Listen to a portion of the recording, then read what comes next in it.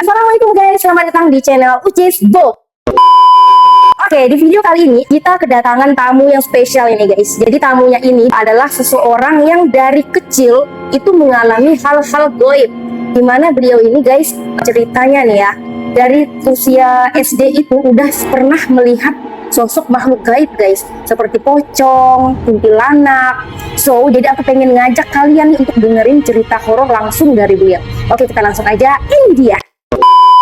Oke Kak Ice, apa kabar nih Kak Ice? Alhamdulillah baik. Nah, jadi kedatangan Kak Ice ini malam ini ya adalah ingin menceritakan nih guys, untuk berbagi cerita horor kakak. Nah, aku penasaran nih, sejak usia berapa sih Kak Ice itu mengalami kejadian-kejadian yang mistik gitu, dimana Kak Ice itu melihat sosok makhluk halus untuk pertama kalinya? Nah, aku ini ceritanya mulai dari awal ya. Dari awal itu aku berusia kurang lebih 7 tahun. Nah, pada masa itu aku kelas 1 atau kelas 2, aku lupa ya, SD. Yeah. Nah, aku kan pada masa zaman dulu itu bermain sama teman-teman itu malam hari. Nah, malam hari itu aku bermain, itu kan posisinya kita kayak di gang gitu ya kan. Nah, bermain yang zaman dulu mainnya namanya chip. Aku nggak ngerti kalau kita chip itu kan kita diem gitu. Nah, pada masa kecil itu pas aku chip kan aku nggak gerak nih. Yeah. Nah, pada saat itu muncullah sosok. Nah, pocong itu dia tuh duduk di samping rumah orang. Nah, aku lagi posisinya gini kan, terus aku lihat seperti ini. Terus semakin aku lihat dia semakin tinggi, semakin aku lihat semakin tinggi menjulang tinggi. Aku kan ketakutan. Nah, aku langsung berteriak bilang pocong gitu, langsung teman-teman aku semua pada pergi guys dan ninggalin aku pun langsung pergi pulang ke rumah dan aku langsung kunci pintu rumah, semua orang udah pada hening semuanya. Nah, pada saat itulah pertama kali aku melihat makhluk halus berbentuk pocong. Jadi ini pocong itu emang persis seperti yang ada di film-film gitu? Itu pakai kain putih gitu, terus di sininya ada ikat seperti itu, tapi posisinya itu dia lagi duduk jongkong atau gimana, tinggi gitu. Untuk wajahnya masih ingat nggak? Di wajahnya kelihatan, yang kelihatan cuman dia duduk berbalut pakaian putih, kemudian ada ikatnya di sini, ada yang di atasnya itu ya kan putih. Dan makin aku lihat dia makin tinggi, dan ya gimana ya, aku kan langsung ketakutan gitu. Nah, pada saat itu berapa minggu kemudian di gang tempat aku tinggal zaman dulu itu, warga-warga pada heboh. Ternyata warga-warga pun, Pak RT pun menemukan ada sosok pocong dan mereka mencarilah pocong itu pakai senter gitu zaman dulu. Orang itu lihat, tapi waktu mencarinya dia larinya kemana gitu. Aku rasa itu adalah pocong yang aku lihat pertama kali. Ini emang bener-bener Ya, aku sampai merinding loh. Gimana itu ya? Aku masih merinding. Biasa kita itu ngelihat pocong itu di TV-TV, di film-film ya, tapi ternyata Ini asli. ini asli kakak ini ngelihat katanya guys. Nah, ini dengar cerita ini juga nih dari salah satu keluarga kakak nih, ngomongnya cerita dulu waktu kakak masih SD nih ya. Kakak itu pernah dapat pengalaman horor di mana kakak nonton TV. TV-nya itu kakak ngelihatnya masih nyala. Tapi padahal sebenarnya udah mati gitu, tapi kakak ngelihatnya masih nyala. Itu gimana tuh maksudnya? Nah, kalau yang ini itu kan yang pengalaman pertama aku lihat. Nah, yang pengalaman kedua yang itu tadi. Nah, pada saat yang pengalaman kedua ini, aku kan sama mama, bapak, sama adik kakak aku itu pergi ke rumah nenek aku malam-malam. Nah, kami di situ menonton TV bersama keluarga gitu kan guys. Nah, pada malam hari itu aku tuh kebetulan nonton TV-nya pas di depan TV. Nah, yang lain tuh di belakang. Nah, film itu yang aku ingat pada zaman dulu itu film India sih. Nah, pada saat nonton film India itu, aku tuh ngerasa masih nonton filmnya. Itu ternyata di jam 12 itu aku langsung tersentak gitu, langsung kaget, tiba-tiba lampu semua pada mati dan orang-orang pada tidur semuanya, udah pada nggak ada yang nonton lagi. Sementara dari cerita orang tuaku itu TV itu sudah mati dari jam 10. Nah, aku masih menonton TV itu, aku ingat dari jam 10 dimatiin, tapi aku masih melihat TV itu hidup dan masih ada filmnya sampai jam 12 malam. Pas jam 12 malam itu aku langsung kaget guys. Udah gelap, orang udah pada tidur semua dan orang tua aku udah pada pulang, semuanya udah pada pulang, tinggal nenek aku ya kan. Jadi aku bangunilah nenek aku, nek, aku bilang, kok ini mama mana, bapak mana? Terus dia bilangnya, udah pulang kok dari tadi, dipanggil nggak jawab katanya kan. Aku kan kaget guys, pada saat itu kan aku masih SD. Nah, pada saat itu aku nangis karena ditinggalin orang tua aku melihat sosok lagi guys, yang kedua kalinya tuh. Nah, sosok ini berbentuk seperti mama aku sendiri. Nah, dia muncul dari belakang, dari dapur, kemudian mendekati aku, terus dia bilang seperti ini ya kan. Tapi ini pakai bahasa Minang ya, dia bilang seperti ini. alay nak, katanya. Aku kan kaget, itu kan aku lihat mama aku, terus aku bangun nenek aku kan yang tidur, ini itu mama, terus nenek aku bilang gini, enggak, nenek kau mama kau udah pulang dari tadi, katanya kan. Terus tuh nenek aku kan tidur lagi nggak mau lihat, terus aku nenek itu terus aku ketakutan, dia semakin lama semakin mendekat, terus aku langsung selimutin diri aku, langsung aku tidur gitu. Itulah kedua kalinya aku melihat sosok makhluk, dan aku juga tidak mengerti kenapa aku itu dari SD ya bisa melihat hal-hal seperti itu. Sebenarnya tidak aku inginkan sama sekali. Enggak, ini sosok mama kakak itu emang benar-benar sosok yang seperti mama kakak dengan jelas gitu. Bener sekali, bajunya sama, wajahnya sama, ya persis sama semuanya. Oh my god. Semakin dia mendekat, aku semakin takut karena aku taunya kan dia kan bilang dia udah pulang, mamanya udah pulang. Guys, nah kalau kalian ini misalnya punya pengalaman yang sama kayak kakak ini, ngelihat makhluk halus seperti pocong atau yang kayak bentuk manusia yang kita kenal, komen di bawah, oke? Oke, next. Jadi ini juga aku dengar-dengar nih kak ya. Kakak kan pernah kuliah ya di salah satu aktif ya, di Rengat ya. Ya, aku pernah kuliah ya, benar. Di situ saat aku dengar kakak ini pengalaman horornya lebih banyak di Akbit itu. Nah. Bahkan nih guys, yang aku dengar kakak ini pertama kali mengalami kesurupan itu di Akbit. Pertama kali guys, benar nggak? Benar Nah, sekali. itu bisa diceritain nggak sih? Ya, karena kami semua pengen dengar nih ceritanya. Pertama kali ngerasain kesurupan, kerasukan itu gimana sih kak? Sebenarnya ya, dari aku terakhir yang lihat sosok orang tua aku tuh nggak pernah lihat apa-apa lagi. Aku nggak pernah lihat sosok apapun lagi. Nah, saat aku mulai kuliah ya kan, aku dulu pernah kuliah di salah satu kampus di Rengat ya.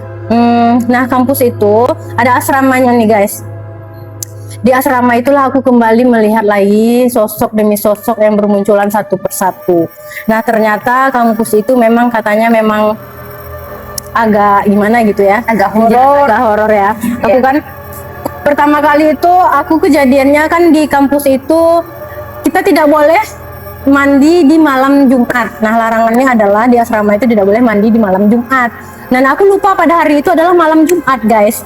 Aku lupa. Nah, pada saat itu aku mandi, aku sendiri, baknya kan tuh panjang banget ya, baknya itu sekitar 3 meter. Ada 2 bak itu. Nah, jadi 6 meter lah totalnya. Jadi aku mandi sendiri di tempat kamar mandi yang luasnya seluas itu dan baknya seluas itu. Aku nggak tahu kenapa pada saat itu aku berani, dan aku mandi. Pas aku mandi seperti ini kan, terus tuh aku merasakan ada tiupan angin di bagian apa ya, bagian leher belakang, bagian belakang leher ya? Ya, belakang. Terus dia seperti tiupan angin gitu sampai ke sini. Jadi aku kayak merasa gimana, itu mungkin yang dibilang orang bulu kuduk merinding, aku nggak ngerti ya, kayak rasanya emang merinding gitu kan. Terus aku kayak apa ini kan, langsung lah cepet-cepet kan mandi, langsung pakai handuk. Tiba aku pakai handuk itu, pas aku mau pakai baju, nah kan ada teman-teman aku itu di asrama yang mereka dengan aktivitas mereka masing-masing, dan mereka tidak memperhatikan aku pada saat itu. Nah, pada saat itu aku lagi mau ambil baju, terus seperti ada yang nusuk dada aku guys. Dada aku ditusuk seperti pakai pisau gitu kan. Jadi aku nggak bisa napas karena nggak bisa napas sama sekali. Jadi aku kayak susah gitu mau nafasnya. Jadi aku kayak terjatuh dan aku merangkak. Dan aku mau manggil teman aku minta tolong tuh aku juga nggak bisa karena nggak bisa ngomong. Nah, pada saat itu aku merangkak lah menemui teman aku yang di sekitar aku. Merangkak dari kamar mandi? Merangkak dari tempat pakaian lemari. Pakaian lemarinya itu berdekatan dengan tempat tidur, dan di situ bagian teman-teman itu kan lagi aktivitas yang lain. Nah, aku merangkaklah ke tempat mereka kan. Terus aku ada memanggil satu orang, aku gini-giniin. Terus dia bilang, kenapa Cek? Katanya kan. Terus aku bilang gini, aku nggak bisa ngomong kan, langsung aku terbaring, langsung mereka baringkan aku ya kan. Nah, pada saat itulah aku pertama kali kerasukan.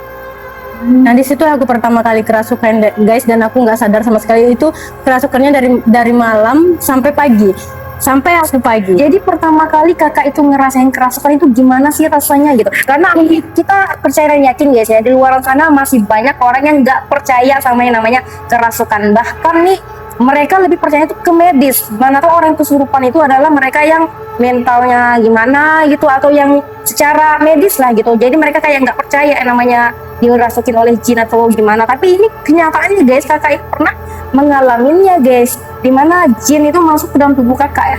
Itu gimana sih? yang pertama kali aku rasakan pada saat kita mulai kerasukan itu.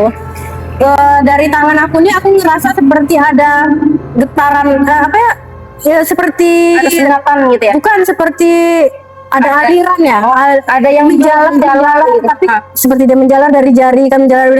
Kemudian menjalar terus tangan aku tuh mulai kayak nggak nyaman gitu, mungkin menjalar langsung. Pokoknya dari tangan. Oh, dari jari. Dari tangan. Dari jari. Rupanya itu jari sering kayak gini kan. Jadi kan pernah lihat nggak sih orang? Jadi kalau misalnya dia mulai ini kan mulai aku ngerasa tuh aku jari aku kayak nggak nyaman gitu, susah lah gitu mengungkapnya.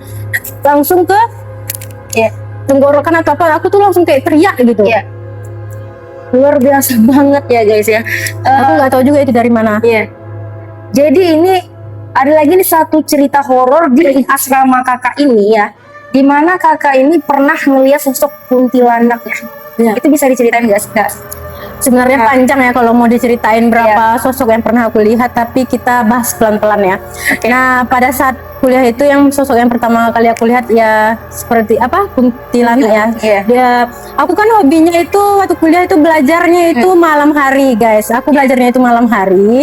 Jadi ketika teman-teman udah pada itu kan kami kan tinggalnya di asrama. Nah, ketika teman-teman aku udah pada tidur, aku itu baru mau belajar. Jadi sekitaran jam 1 atau jam 2 seperti itu aku bisa belajar karena di saat itu semua orang pada tidur. Nah, ketika aku membaca buku di tempat tidur aku nih ya, aku melihat satu sosok di depan aku di tempat tidur temen aku. Nah, dia itu menggunakan pakaian putih, rambutnya panjang. Nah, dia tuh posisinya seperti ini ya. Boleh aku contohkan seperti ini? Contohin. Nah, seperti ini, tapi dia menghadapnya ke dinding. Nah, aku posisinya tempat tidur aku di belakang. Nah, dia seperti ini. Nah, jadi rambutnya itu tergerai sampai ke batas tempat tidur. Dan bajunya itu putih sampai ke kakinya. Tapi nggak kelihatan kakinya. Nah, jadi aku mikirnya di tempat tidur itu sebenarnya teman aku yang punya tempat tidur itu rambutnya juga panjang. Nah, jadi aku mikirnya, oh itu si kalau nggak salah aku namanya Mega ya. Itu Mega ngapain ya? Aku bilang jam 1 malam kayak gini memandang dinding. Lama banget aku lihat dia memandang itu tanpa bergerak sama sekali. Jadi aku mikirnya itu nggak mikirin ke makhluk halus guys. Aku mikirnya itu dia lagi punya masalah seperti itu kan. Nah, akhirnya aku mau turun nih dari tempat tidur aku mau manggil dia, kamu kenapa gitu kan. Tapi setelah aku mau seperti itu aku kayak oh ya udahlah mungkin dia lagi ada masalah, terus aku lanjut aja baca buku. Tapi pas aku baca buku itu aku masih lihat dia masih seperti dengan tanpa bergerak sama sekali. Udah berapa lama? Mungkin ada sekitaran setengah jam dengan posisi yang sama. Dia tidak bergerak sama sekali. Jadi pas aku mikirnya kenapa ya gitu. Tapi aku kan kayak ngerasa itu kan bukan sosok makhluk halus kan. Jadi aku kayak udahlah aku pandang lagi hilang. Oh kemana ya dia? Aku lihat seperti itu kan. Ya udahlah, akhirnya aku tidur guys. Akhirnya keesokan harinya aku jumpa nih sama si Mega yang punya tempat tidur itu tadi. Terus aku panggil, Mega, kau tadi malam kenapa sih kau mandang dinding lama kali hampir setengah jam? Gimana? Kata dia kan, di tempat tidur. Aku nggak tidur di situ loh tadi malam. Aku pun nggak ada ke situ. Aku tidur di tempat lain. Itu kosong karena aku tidur di tempat yang lain. Dia bilang. Terus aku bilang, terus yang aku lihat itu siapa ya? Terus aku langsung kebayang, itu seperti kuntilanak berarti karena kan pakaiannya itu putih guys, langsung menjulur dan aku nggak ngeliat kakinya. Kan nggak mungkin kan Mega itu pakai baju tidur ya panjang banget gitu, terus rambutnya pun sampai ke tempat tidurnya. Aku lihat rambut Mega itu juga nggak sampai ke tempat tidur banget segini ya kan, cuma sepinggang. Jadi aku kayak oh alah, aku bilang untung aku nggak panggil dia guys pada malam itu. Kalau misalnya aku panggil aku nggak bayangin guys mukanya seperti apa. Ya ampun guys, oh my god, kalian pasti nggak nyangka nih guys ya, kakak ini punya pengalaman horor yang cukup banyak. Bahkan ini dimulai dari beliau itu SD sampai terakhir sekarang udah enggak ya? Sekarang alhamdulillah udah enggak sih, tapi mudah-mudahan enggak ada lagi. Sebenarnya masih banyak sekali pengalaman horor dari kakak ini guys. But karena aku nggak mau terlalu panjang durasi videonya, mana tuh kalian capek dengernya ya. Jadi insya Allah kita bakalan lanjut lagi nih di part 2 ya guys ya, tentang cerita horor kakak ini yang lebih menyeramkan lagi guys, yang benar-benar seperti film horor. So untuk malam ini terima kasih kepada Kak Ice yang telah hadir di channel aku dan mau berbagi cerita horornya ke kita semua. So kalau kalian nih guys yang punya pengalaman yang sama dengan Kakak Ice ya, dengan Kak Ice, tolong sharing di kolom komentar guys. Pengalaman horor apa aja yang pernah kalian alami guys. Kalau kalian suka dengan video ini, jangan lupa untuk subscribe, like, komen, dan share videonya. Insya Allah sampai jumpa di minggu depan.